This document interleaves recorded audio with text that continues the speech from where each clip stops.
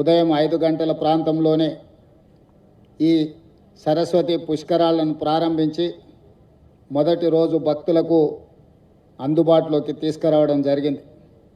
తెలంగాణ రాష్ట్ర ప్రభుత్వం మన సాంప్రదాయాలను కాపాడి ప్రజలకు అవసరమైన అన్ని మౌలిక వసతులు కల్పించడం ద్వారా మన సంస్కృతిని సాంప్రదాయాలను శాశ్వతంగా భవిష్యత్ తరాలకు అందించడానికి అవసరమైన అన్ని కార్యక్రమాలను మనం తీసుకొని ముందుకు వెళ్తున్నాం.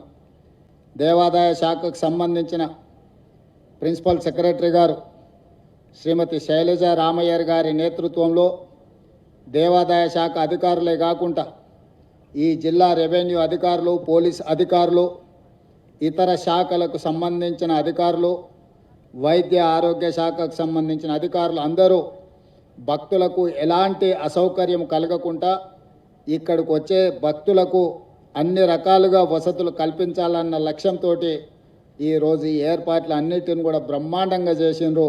ఈరోజు పవిత్ర స్నానం చేయడం ద్వారా ఒక మంచి సాంప్రదాయానికి తెరలేపాల్సిన అవసరం ఉన్నది. నా హయంలోనే నేను అదృష్టంగా భావిస్తున్నా.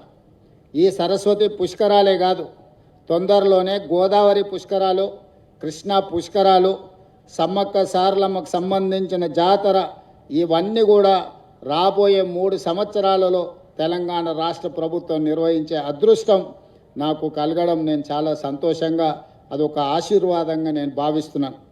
ఈరోజు మంతనికే కాదు, రాష్ట్రానికి సంబంధించిన నాయకత్వం వహించడమే కాకుండా ఈ రాష్ట్రానికి ఈ 15-16 నెలల్లో 3 లక్షల